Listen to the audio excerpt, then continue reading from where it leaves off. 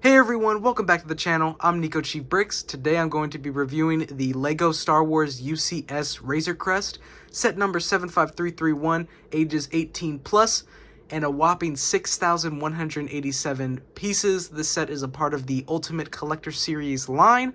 And without further ado, let's look at the box. So as you turn the box to the side, it has a cool back shot of the Razor Crest.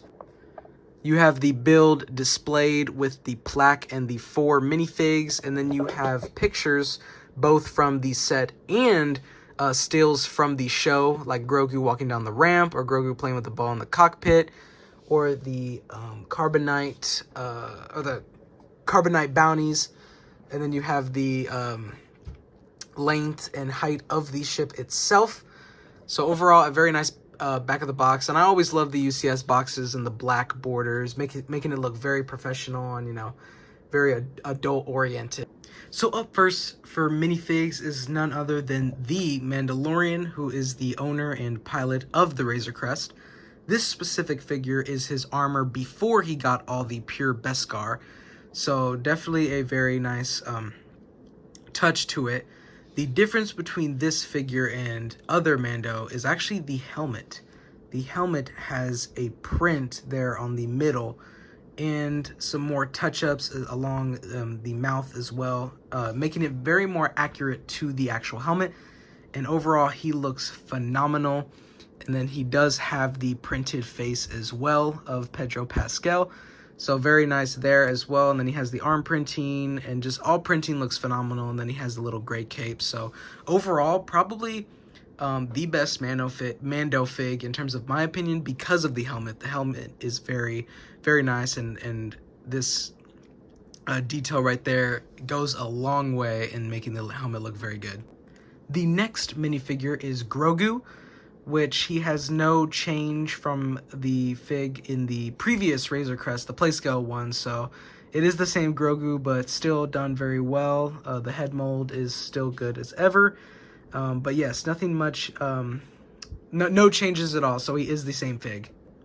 And then he does come with this little carrier, very nice built. This did not come in the previous Razor Crest, so definitely a nice add to this set, and I do like the way it is built. It does look like the pram that is in the show. Up next we have Quill, who has a new head mold, I believe, with his little goggles there. I think at first when it was first revealed, it was a little controversial just the way his head looks, but I think overall it is a very nice head mold. And then you can see just a little printing of his little jacket and scarf there, and then he does have a brick-built backpack. So overall, another nice minifig to this set, and especially for his role in Season 1, definitely a very good pick for the minifig.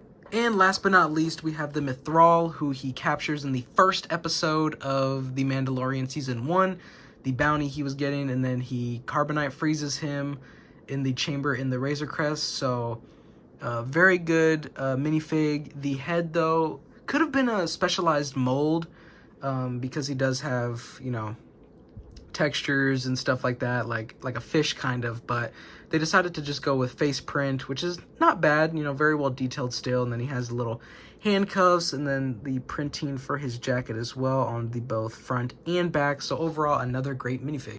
And then probably a very cool addition to the set is a brick-built blurg. Not a big minifigure mold, but no, they brick-built this and it looks phenomenal. I love the way they did the mouth with the eyes and the little arms and the tail, and then you can fit Quill there in the middle just like that. Oh, let me fix that. So definitely very nice build, and I love the way LEGO designed it, and it does capture the look of the blurg. So to start off, I just want to say how massive this ship is. I mean, I love big LEGO sets, and this definitely is the definition of a big LEGO set. I am blown away by how LEGO has designed this Razor Crest, and I also like the fact that it's pretty much minifig scale. So I'm always a big fan of that.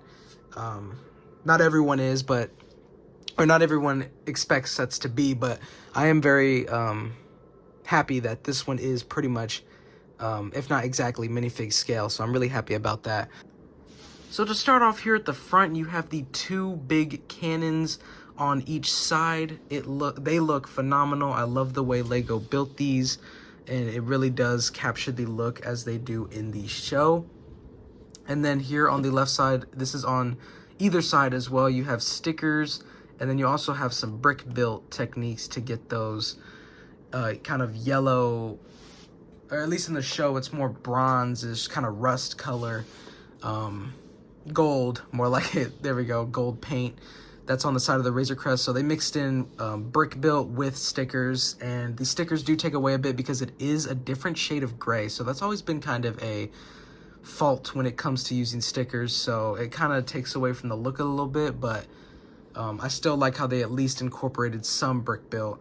So like I said, this is on either side, same like patterns and stickers, and then there is on the other side as well a drop down ramp just like that leads into the interior. So I really like that, and I can take a figure for example, so they can just stand like that there in the doorway. So very phenomenal for a UCS set. You know, it has a lot of play functions to act as a play set too, so I like when sets do that. Whereas, you know, it's a very great display piece, but there is some playability there, you know, so you can at least play a little bit. Then moving along the side, you have the landing gear. You have one of these on each side as well, and I really like how Lego built these very, very well detailed, and I love the angles and this whole part, building this part right here, you just put it through the landing gear, meaning it's like open right here and you merely just shift it into place, and that was very cool putting that together.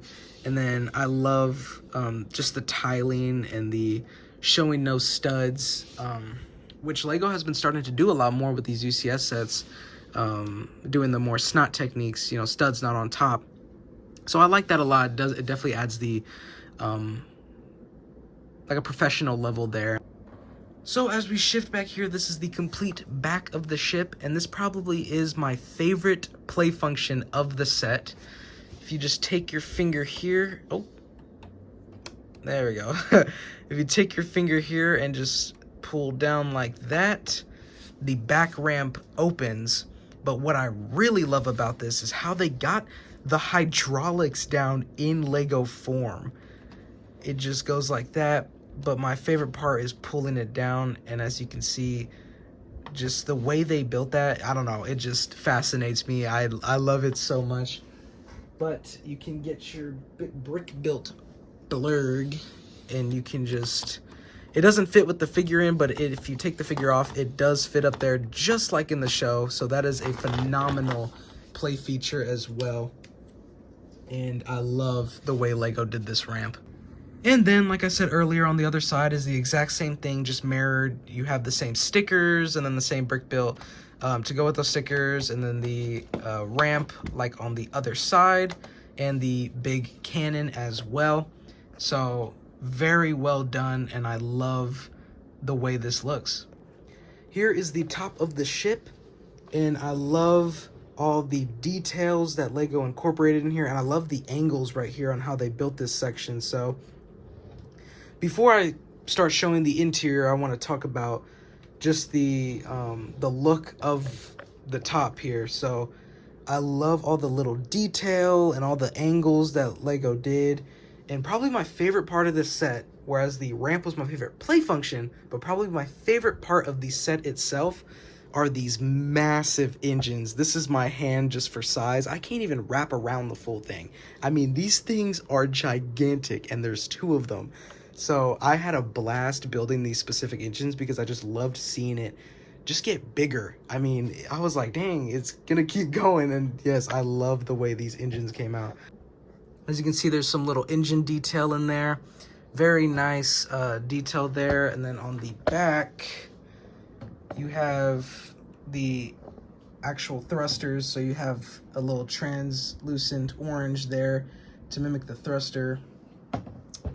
And I just love the way these engines look. Definitely the highlight of the ship for me. And then here in the middle, you have the escape pod that you can actually take out just like that. And you can fit a minifig in there. Let me show you that in a second. But overall, very nicely built, and I love the detail that was incorporated as well. So to get in the drop pod, you simply just take this off right there, and there is room to put the Mando or any other fig that you want to put in there. Let me showcase this real quick.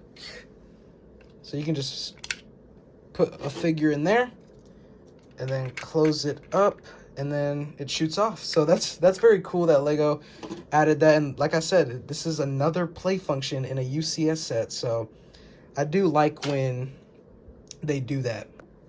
So when it comes to accessing this interior on this massive ship, the whole top is modular, which means it's not connected. You can simply just take it off like that.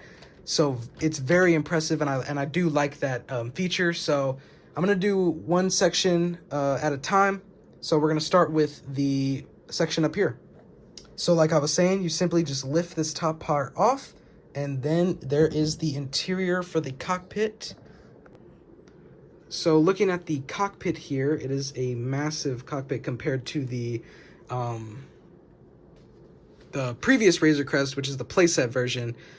But I do not like how they used a middle piece here, so it kind of adds some weird like texturing here that just removes the smoothness of the cockpit. And then this is a sticker too, so whereas these are printed, so you really have to get it right to make it look, well, good. And I don't see why Lego couldn't just make the whole cockpit piece. I don't know why they had to add this middle section here, which kind of makes it look a little awkward, but overall, I mean, it's still, you know, gets the shaping right for the most part, and still looks pretty good here, like the detail and all that. I do like that. I have never seen so many control panels in a single ship in my life, and it just looks phenomenal. You have a swiveling brick-built chair, which I always love, especially, you know, in mocks. I love doing these swivel chairs here. And then you have the little ball that Grogu likes to play with. And then, like I said, you have countless control panels just in that area. Then you have 2 chairs in the backs to fit more people. And then the walkway leads back here, and you even have an opening door. I mean, I love that. And then actually this whole top section can pull out just like that. So let's take a more in-depth look there. So here's the section all pulled out. You have the 2 chairs, and then like I said, you have a door that swivels open. So I love that play feature there. And then you have a little spot to fit Grogu's little carrier, just like that, and he can just sit there. And then you even have the frog eggs that are in episode 2 of season 2. So I love that little Easter egg there. So overall, a very nice brick section. Like I said, it's all modular, so this is modular itself. You just simply just put it back in.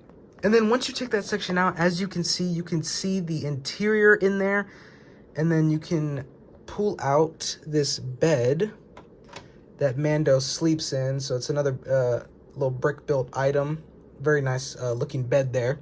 And then when you pull the bed out, you can actually see cables down there, which is a nod to when Grogu was in the vents doing cabling, and the Mandalorian was telling him what to do. So very funny there, very nice little Easter egg.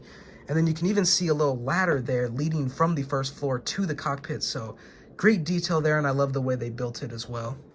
So the next big section that you take off to access more of the interior is first you want to take the wings, or the engines off, sorry, just like that. It's a pretty hefty piece because you saw how big those engines were. And then you take this small little piece here, just like that. And then same with this other small piece there. And then you can take this big piece off as well, just like that. But I like to just leave it on there. Just because you have the full interior right here. It doesn't really add that much by taking that piece off. So here is the full interior. There are numerous little Easter eggs and things in here. So first I'm going to pull this little thing out. This is a weapons case. It has a little sticker of like a kind of wanted poster, or a little poster with Grogu and Arabesh, which I do not know how to translate, but if you just open this up, you have a weapons case full of blasters. This is a very nice detail, and I love that Lego included this, and it just looks very phenomenal. I love the way they built that. And then it just sits right back in there. And then actually in that corner right there is Boba Fett's armor, which is another Easter egg. It comes with the jetpack and Boba Fett's helmet. So that's just a very nice collection. Add to your collection too if you don't own it. But it's an Easter egg to when the Mandalorian had Boba Fett's armor. So very nice there. And then you have a little, I think this is the generator charger for either a gonk droid or just like a generator of some sorts. So very nice there. And then you have a little bowl with some Imperial crates. And then over here is probably my favorite side. This side is the carbonite freezing chamber, which, like the weapons case, you can just pull out like that. And I love the way Lego designed this as well. And then you can also fit the minifig that he carbonite freezes in the first episode of The Mandalorian. Just like that. He fits right in there. So just a very nice little ad, and obviously a much needed piece for the interior, so very glad that they included that. And this just goes for what I said earlier about all the play functions. For a UCS set, I love all the little itty bitty details they added. And they didn't have to add an interior either. They could have just done the ship, so I'm very glad that they added this interior as well. And then you even have two built carbonites here, so it's the typical brick with sticker, but they added this extra detail with the control paneling on the side here, and then the carrier holder that just snaps into place there on the wall. So it's kind of like an upgraded carbonite piece, whereas you usually just get this in like a Lego set that it comes in. So I love that, and it comes with two of them, and then it just snaps in just like that. So very nice and very well detailed, and I absolutely am a huge fan of this interior. And I don't mess with it much, but it's nice knowing that I can just take the set out and just, you know, access my inner kid and just play with it. So I love the fact that this UCS set has so many playable functions, and it definitely is an upgrade in my opinion, and it's just very cool. If you have your eyes set on this ship, I definitely suggest picking it up. This set is honestly so worth it in my opinion, and I absolutely love this set itself.